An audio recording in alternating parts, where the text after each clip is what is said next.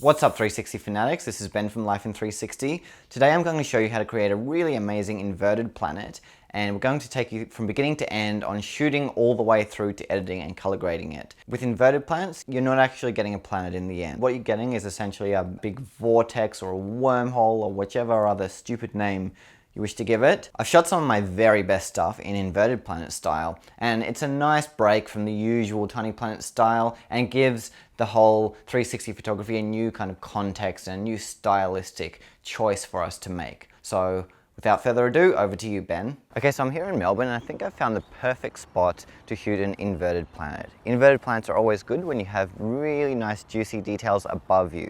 So this most commonly will be trees or buildings. So at the moment I've got lots of old dead trees because it's the middle of winter here. And I know they're going to look really amazing if I have them within the inner circle of my inverted planet. So the best place to put the camera is going to be right on the ground, even without a tripod, if it's safe to do so. If you're on concrete or something really hard, you don't want to risk it blowing over and then totaling your camera and having to buy a new one. Been there, done that, don't want to do it. But fortunately, we have mud and grass under me, so it shouldn't be an issue. Let's go ahead and put our camera down on the ground. So I'll just put it right there. Don't want it too far away from you. Ideally, you want it about no more than 6 feet or so, 6 to 10 feet max.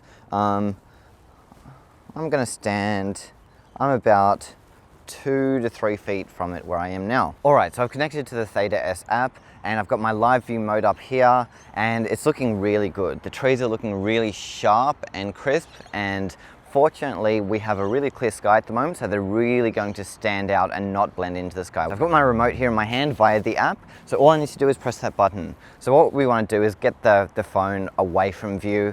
All right, so looking at the camera, looking all tough. I think I'll have good symmetry because the trees are roughly an equal distance from the camera. So let's give it a shot. Okay, 3, 2, 1. All right, I'm liking that a lot. I think I've got this on the first go, which is awesome. So now I'll import it to Theta Plus. Just simply click the image and then I go edit in Theta Plus. Then we go cropped image, go view, little planet. And there we are in normal planet mode, but we're going for an inverted planet this time. And look at that. That is perfect. All right, so I'm going to quickly edit together this bad boy, just in Roll World there, but you can use any app you like. I'd recommend Roll World or the Theta Plus app. They're both fantastic, but there's also heaps of other good ones. So whatever is your personal preference, go for it. So now I'll do a really quick edit. Won't take me long at all. This image is already good to go, and all I need to do is just put it together, zoom in a bit, and we're pretty much good to go. Okay, export, picture on screen, top right, 1920 camera roll. So one of my personal favorite images that I've taken myself was the image I used on the cover of my book. It was when I was in Canada and we had a really beautiful dead forest in the middle of winter, freezing cold, and I inverted it to make it look like sharp spines poking towards the middle of the image, and it just looks really kind of harsh and sharp and really nice to look at. So if something works for you once, it'll more than likely work for you a second time. So I'm going to go and try and emulate the look of this image. So I've opened up the image in Snapseed and it looks really good as a color photo, but I think it's going to look even better as black and white. We already have a lot of harshness and we've got the dead tree branches sticking into the middle, and we have a lot of contrast. Whenever you've got contrast, a high amount of it, it will make for a really good black and white photo. Normally when you have less contrast, often the colors, the contrast between the colors will save you there. But I think we've got an awesome black and white here, and there you go, Snapseed's just confirmed that. So let's just bring up the brightness a tiny bit. So let's bring our shadows down a little bit and see what happens. Wow, that looks fantastic. That looks like a horror film poster. Really, really good. Almost looks like an eyeball as well, like veins in an eyeball.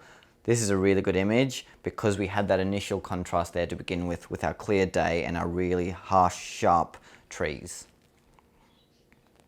Warmth, that's not really going to do much. Highlights, yeah, let's bring up our highlights again just to increase that contrast so the blacks stand out even more in the center of the image. I do want my figure to be a little bit visible. I don't want to be totally visible because the silhouette looks great, but I just want to at least see the details on my face. Just a little bit. A little bit of face is good. Don't want to completely lose it. Let's just play with the ambience. Again, I play with all sliders whenever I'm editing, just in case. It doesn't hurt going one way or another. You can always change it back, but do it just in case it looks fantastic, because there will often be one slider that just blows you away that you never thought would. Okay, so ambience all the way to the right. No, don't like that. Too many details. I'm going all the way to the left, and that's evening out my sky a lot more. That looks really good. And therefore it draws more attention to the branches because there's less clutter behind the branches. So I'm going to leave my ambience all the way to the left there. Contrast, let's just play with that. No, that's too much contrast. I think we're good at 0. I'm really going to be happy with this, posting it to Instagram because it's going to stand out really well. I posted a lot of color photos recently, so something like this, which is kind of cold and harsh and black and white, will really pop out on that Instagram grid, which is always a good thing. Alright guys, I hope you enjoyed this video and I hope you go and shoot some inverted planets of your own really soon. Remember, tall buildings and tall trees always look fantastic, filling up that inner circle of inverted planets. So keep an eye out for them.